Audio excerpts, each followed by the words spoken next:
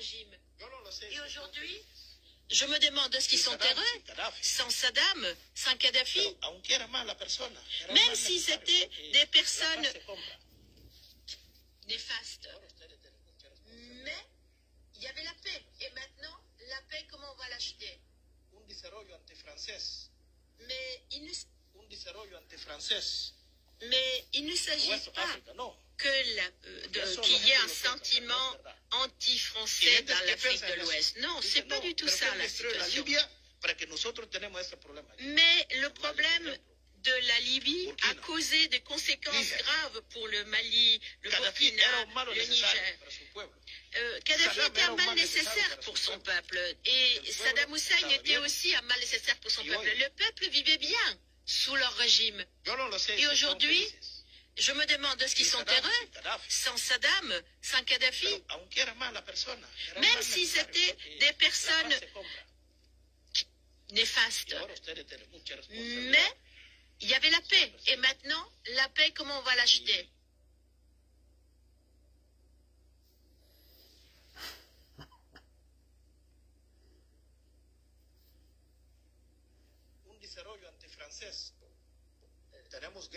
Dans nos régions, il y a aussi des guerres. Le Mali, le Burkina Faso, et il y a de morts tous les jours. En Amérique du Sud aussi.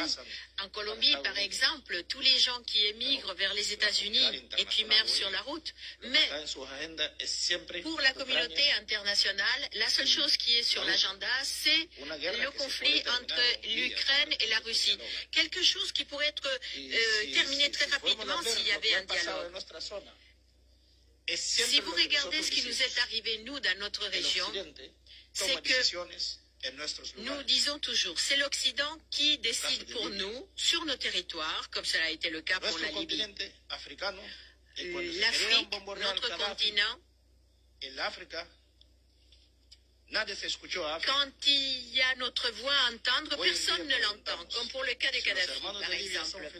Alors, je demande, est-ce que nos frères de la Libye, de l'Afghanistan, de la Somalie sont heureux aujourd'hui? Et non. Mais nous avons une solution. Et pour arriver à cette solution, il faut un dialogue entre le Nord et le Sud. Même si nous sommes pauvres, nous avons une dignité aussi. Et ça, c'est très important. Salut à vous mes amis. En réalité, je suis tombé sur ces communications de Sissoko Embalo de la Guinée-Bissau, qui est un vassal de la France. Donc là, c'est le fameux sommet de la paix organisé par Macron et Emmanuel à la place de Hitler vit là-bas. Donc Macron est surpris, il est certainement surpris de voir ce langage de Sissoko Embalo. On va encore l'écouter. On parle beaucoup à la télévision, dans la presse écrite de la guerre. Je vais essayer d'augmenter.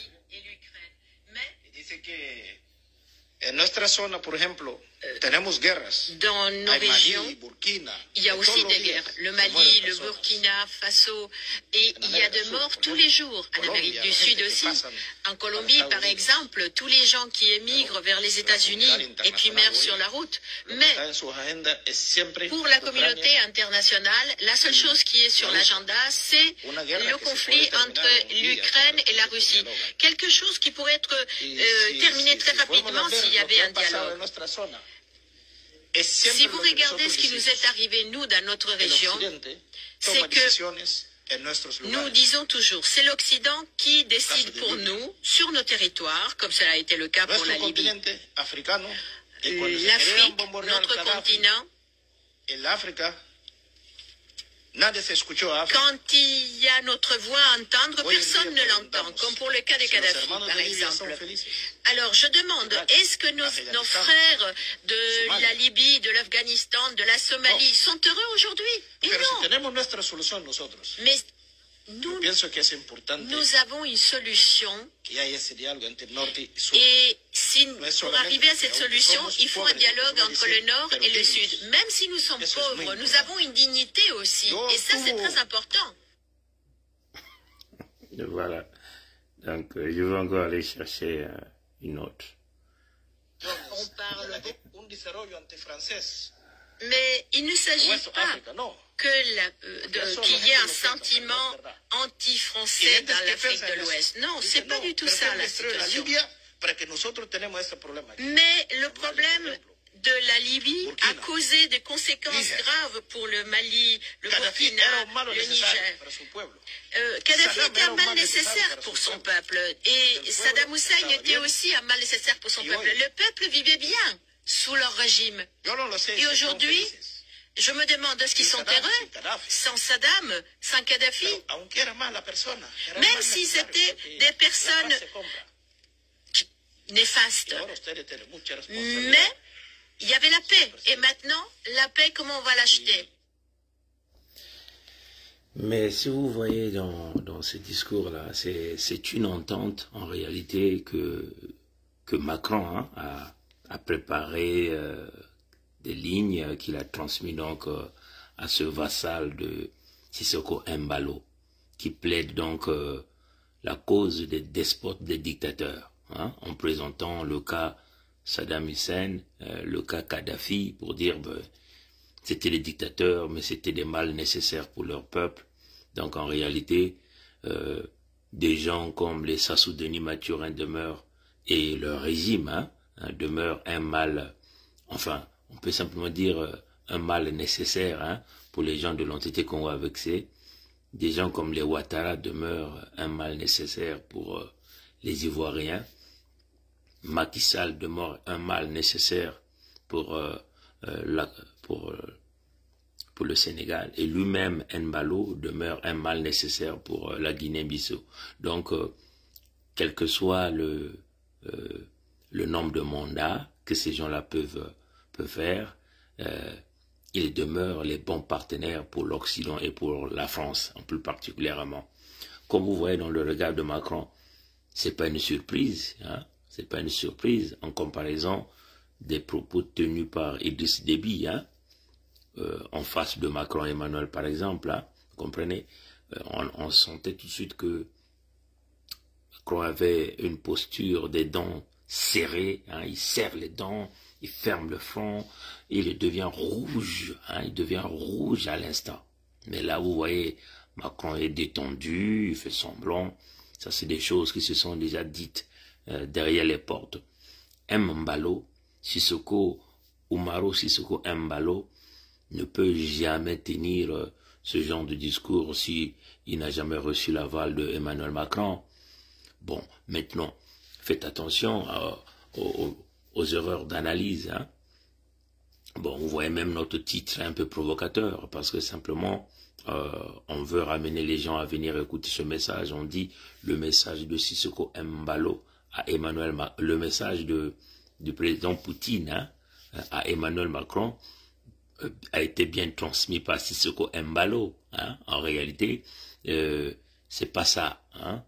Mais ce qui est vrai, c'est que le président Poutine a été très catégorique, a expliqué à Embalo, mais à quel jeu tu joues? Tu joues à un petit vassal, tu es manipulé par un petit comme Macron, une France qui vous pique, vous détruit, et te voilà encore venir plaider la cause. Est-ce que vous comprenez? Parce que souvenez-vous que Sissoko Embalo a pris le leadership de la communauté économique des États de l'Afrique de l'Ouest. Hein.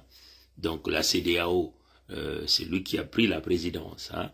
Et c'est le même Sissoko Embalo qui a organisé un sommet de la CEDEAO au mois de septembre, lors de 77e Assemblée Générale de l'ONU. Souvenez-vous que nous étions là, à l'ONU, le 21 septembre 2022, où nous avons rencontré le président Joe Biden. Je crois que vous avez vu tout ça. Et à l'issue de ce sommet, Sissoko Embalo a organisé un sommet de la CEDEAO, là même à New York. Ce sommet avait été piloté par Emmanuel Macron. Est-ce que vous comprenez? C'est du jamais vu. L'Union européenne ne peut jamais aller faire réaliser un sommet là-bas, hein, à l'extérieur de sa zone de juridiction, on peut le dire, avec tout ce que nous connaissons, le piratage informatique. Tout le monde est écouté, tout le monde écoute tout le monde. Tout le monde parle à tout le monde et tout le monde voit tout le monde. C'est le système baie vitrée. Vous ne pouvez pas les tenir à un sommet, surtout à New York. Donc là où le système d'espionnage est tellement évolué et on peut simplement dire en accélération en 5G, est-ce que vous comprenez? Donc c'est clair, il a voulu satisfaire, prendre les recommandations de la part de son patron qui est Macron Emmanuel, et il a été sous les ordres de Macron Emmanuel pour pouvoir organiser ce sommet. Nous avons aussi vu à ce même sommet ce scénario réalisé par Macron Emmanuel en voulant mentir les Aérois, hein, avec le Pontet Tshisekedi, dans une forme de médiation entre lui et le criminel Kagame, que nous appelons désormais Kagame Hitler Adolphe. Kagame Hitler Adolphe. Mais je crois que nous allons vous publier cette photo que nous avons préparée pour Kagame Hitler Adolphe, qui est le petit frère de Hitler Adolphe. Hein? Voilà, donc on va simplement essayer de retrouver ça. Où est-ce que je l'ai mis là, hein?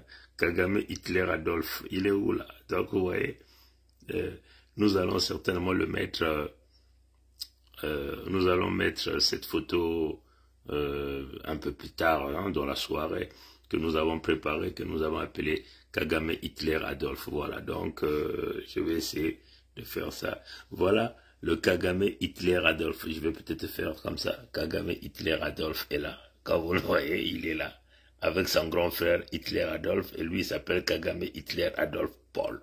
Hein, vous voyez là, hein? Donc c'est ça la réalité. Voilà, donc c'est en réalité la même chose qu'ils ont réalisé là, Hitler à l'ONU. Donc c'est clair, hein? Ce discours de Sissoko Embalo, faut pas que les Africains pensent que Sissoko Embalo a finalement compris le jeu, pour dire que non, bon, pourquoi les Européens ne parlent que des problèmes de la guerre de la Russie en Ukraine.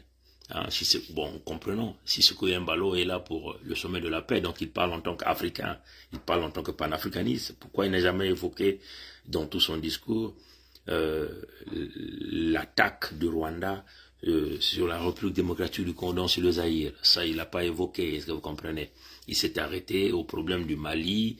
Vous voyez, il reste en Afrique de l'Ouest. Pour eux, comme on a l'habitude de vous le dire, le panafricanisme, c'est ces gens-là, c'est le panafricanisme de l'Afrique de l'Ouest. Hein, vous comprenez, même dans le discours des gens comme les Kébi Seba, vous allez constater, c'est du panafricanisme de l'Afrique de l'Ouest. Dans le discours de Nathalie Yamb, on touche à peine les problèmes de l'Afrique centrale. Aujourd'hui, l'affaire des Congo devait être médiatisée par tout le monde, parce que ce que nous avons réussi à faire jusqu'à aujourd'hui. Des jeunes, des vaillants jeunes, ensemble avec leur peuple, ont déclaré, ont créé un pays d'une manière claire, 55e pays. Mais regardez, tous ces gens-là ne parlent jamais de ça. Hein? Parce que ce qui compte pour eux, c'est l'Afrique de l'Ouest. Ils n'ont rien à foutre pour nous. Et c'est eux qui contribuent énormément dans la déstabilisation de l'Afrique centrale. Voilà pourquoi nous refusons ce genre de panafricanisme-là, hein, de la magouille, de la manipulation. Est-ce que vous comprenez? C'est clair.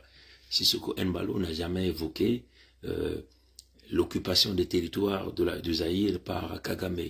Sissoko Embalo n'a jamais parlé des problèmes de tentatives de récupération des terres Congo de la Fédération par le Rwanda de Paul Kagame dans l'entente avec le Dahomey Sassou Denis Mathurin. Est-ce que vous comprenez?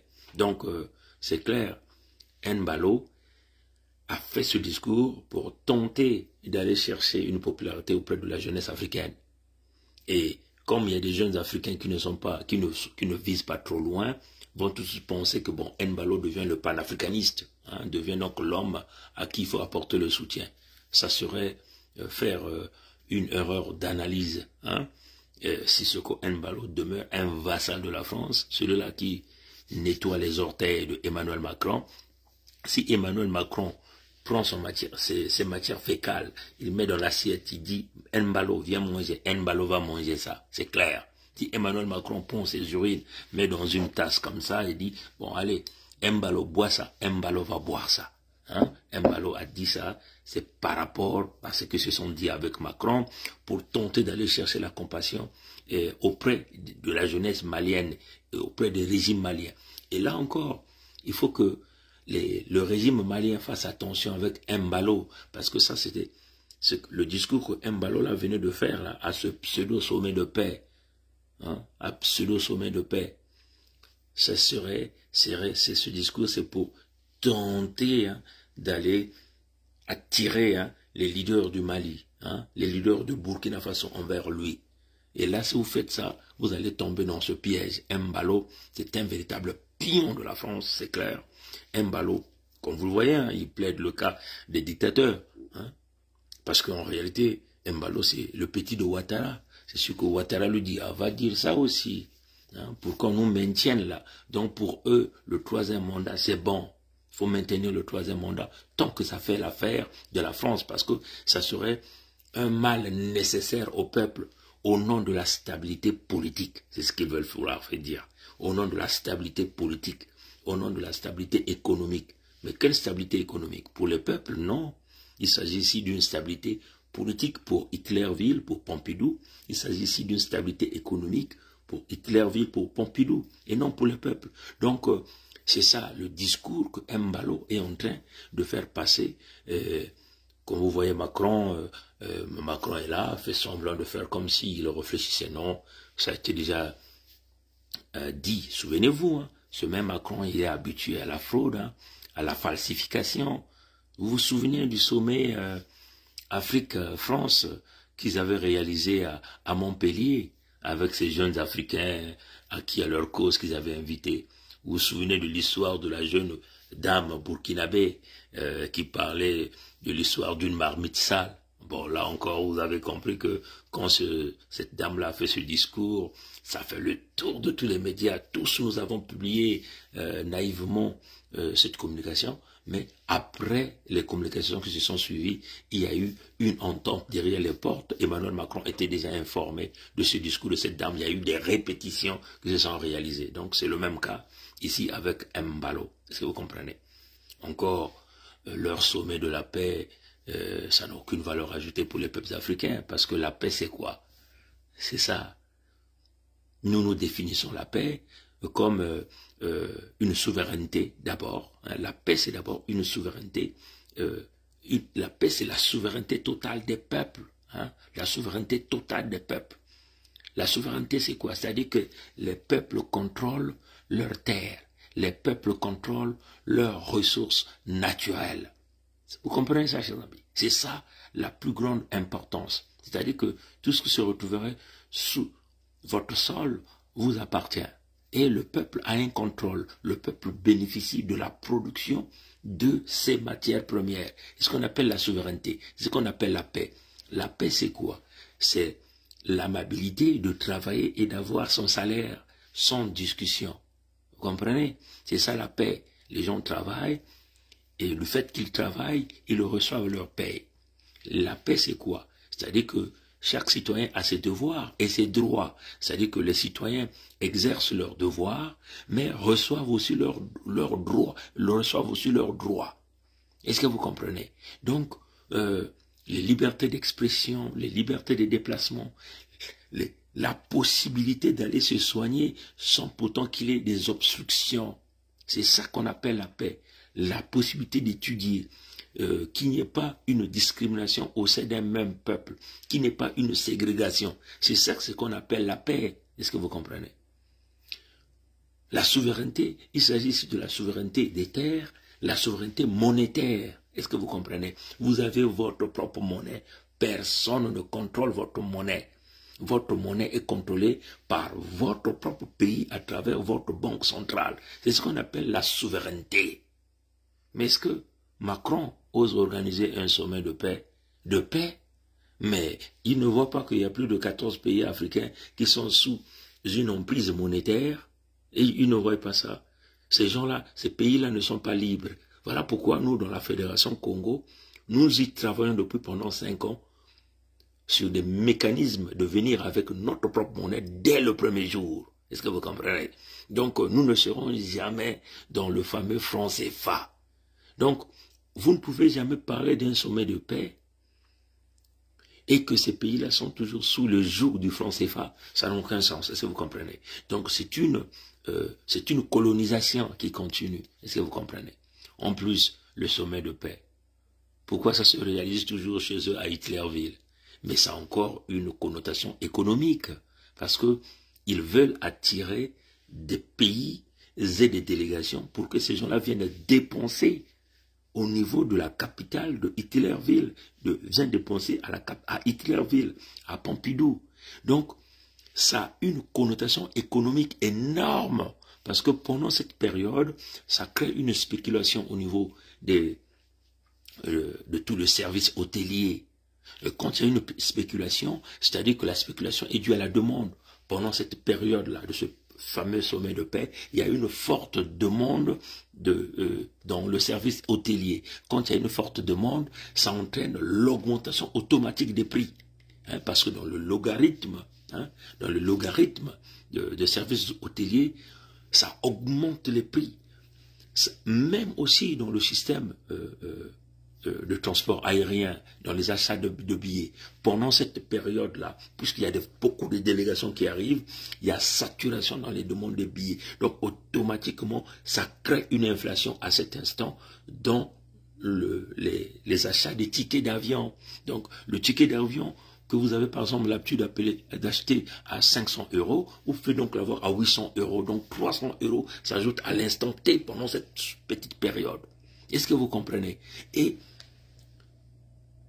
l'industrie de transport de Hitlerville aussi bénéficie, les taximens, le service Uber. Est-ce que vous comprenez? Donc, ça crée un potentiel économique énorme. C'est un vol systématique. Voilà pourquoi nous déconseillons les Africains de participer à ces sommets bidons. Pourquoi vous ne vous posez pas la question? Pourquoi l'Assemblée générale de l'ONU se réalise au mois de septembre, toujours là à New York? Pourquoi on peut pas faire des rotations? On peut dire bon, puisque nous avons plusieurs pays membres, on peut dire bon, l'Assemblée générale de cette année va aller se passer au Ghana, va aller se passer peut-être au Mali, va aller se passer en Asie. Pourquoi ils ne les disent pas ça? Parce que les Américains ne voudront pas. Ça a un potentiel économique énorme pendant cette période-là. C'est des multimillions de dollars qui rentrent. Voilà pourquoi il vous dit, dans la politique, il vous faut des gens qui ont une tête sur les épaules, des gens qui ont une vision économique. Pas des gens qui sont là pour s'enrichir, mais des gens qui ont une vision économique de voir comment mon pays peut tirer le profit, le maximum de profit en organisant des événements. Pourquoi les Européens, enfin, même les Africains commencent à construire maintenant des grandes salles de spectacle, des conférences internationales, ainsi de suite. Pourquoi? C'est une question de vision généralisée, mes frères et sœurs. Maintenant, dans le contexte de la fédération, nous allons faire de la fédération ce que Lissouba disait une petite Suisse.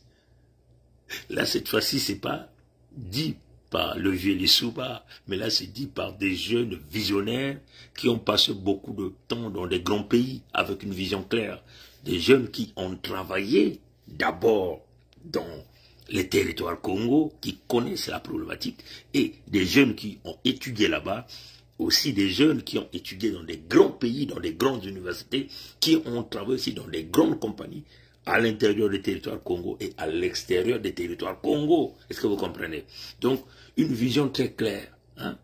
C'est ça qu'on appelle le potentiel économique. Voilà pourquoi vous voyez, les Français, Macron, Emmanuel, à tout moment, veulent toujours attirer beaucoup de sommets dans leur pays. Quand il dit sommet à Montpellier, c'est des potentiels économiques. C'est l'argent, tout ça c'est pour l'argent. On vous vole triplement, quadruplement. Parce que toutefois ils organisent des petits sommets et vous voilà, vous venez avec des grandes délégations. Mais les délégations là, vous ne venez pas gratuitement. Vous payez les billets d'avion, vous payez les hôtels, vous payez la nourriture, vous payez le transport, vous achetez, vous allez faire des achats dans les centres commerciaux. Comprenez? Puisque vous êtes là, les Africains qui aiment les habillements, emmener des cadeaux à leurs parents au pays, vous allez acheter des chaussures de marque, des habits de luxe. C'est un potentiel économique énorme. Est-ce que vous comprenez? Voilà pourquoi dans le contexte de la fédération, des réunions inutiles, les Congos n'iront pas là-bas. L'objectif, c'est d'abord les Congos. C'est ça la diplomatie. La diplomatie, c'est l'intérêt. C'est l'intérêt de ton peuple, d'abord. L'intérêt de ton pays. Nous ne serons pas des gens qui seront là pour aller témoigner, donner la potentialité aux Blancs. Non, pas du tout. Pas du tout. Cela ne signifie pas qu'on ne va pas travailler avec eux. Si, on va travailler avec eux sur un certain nombre de projets, mais ce seront des projets pilotés d'abord par des experts Congo. C'est ça la vision. Parce que nous avons la matière grise, nous avons de la main-d'œuvre. L'objectif, c'est cela. La technologie, on va transférer la technologie. On transférera la technologie. C'est ça la réalité. Donc c'est clair. Le sommet de la paix, ce n'est pas venir faire des discours inutiles. Le sommet de la paix, ce n'est pas venir garantir à la France le pillage de l'Afrique. Ce n'est pas venir garantir à la France le pillage des ressources naturelles de l'Afrique. Ce n'est pas de venir garantir à la France ses bases militaires. Ce n'est pas de venir garantir à la France ce fameux franc CFA. Vous parlez du sommet de la paix, abolissez donc le franc CFA. Vous voyez, il y a quelques jours, nous avons publié les nouveaux billets. Pendant que tout le monde ne veut plus parler de franc CFA, mais la France est en train d'imprimer des nouveaux billets dans la zone CEMAC. Curieux, déjà, avec une dévaluation de moins 2, et quelques pourcents qui s'ajoutent déjà à l'instant T que nous sommes en train de parler, c'est clair. Donc, c'est tant que vous ne comprenez pas ces choses, tant que vous ne sortez pas réellement dans votre bulle de réflexion, ce serait que de la peine perdue. Encore, je tiens à réitérer, attention à une erreur d'analyse par rapport à son message de Sissoko Embalo. Sissoko Embalo a joué ici à une stratégie, ce qu'on appelle the shark. Vous comprenez? Donc, c'est comme un peu un requin qui tente d'abord de tourner autour d'un poisson et le poisson pense que le requin c'est son ami. Après, quand le poisson va tourner la tête, piop, le requin va le manger. Le discours de Sissoko Embalo a été bien rédigé, bien concocté avec Macron-Emmanuel et donc il essaie d'attirer les jeunes Africains comme un appât. Il va essayer d'attirer les nouvelles autorités de Burkina comme un appât. Il va essayer d'attirer le régime de Assimi Goïta comme un appât et afin de le manger. Comprenez? Comme un peu le régime de Assimi Goïta est en train de commettre une erreur avec le Togo, pensant que le Togo c'est leur partenaire. Non, pas du tout. Nguema ne peut pas être leur partenaire. Comme déjà Ouéa n'est pas leur partenaire. Quand tu fais déjà partie de ces loges-là, tu ne peux pas. L'Nguema dépend de 100%. C'est un valet de la France. Sassou Denis Mathurin, c'est un beau chauffeur de la France, c'est clair. Et voilà, donc, peuple Congo, on demeure unis et on va avancer. Voilà un peu ce que je tenais à dire par rapport à ce petit message. Donc, une réflexion est venue comme ça pendant que j'étais là, je venais de finir de faire un petit travail, donc je suis venu là me reposer un peu avant d'aller dormir. Il est quasiment 11h57 de la soirée. Mukongo kekile mbanzau, mukongo kele konditadi, konditadi, matondo na ngulu ya mbote. Abou pia. Allez, à plus tard, au revoir.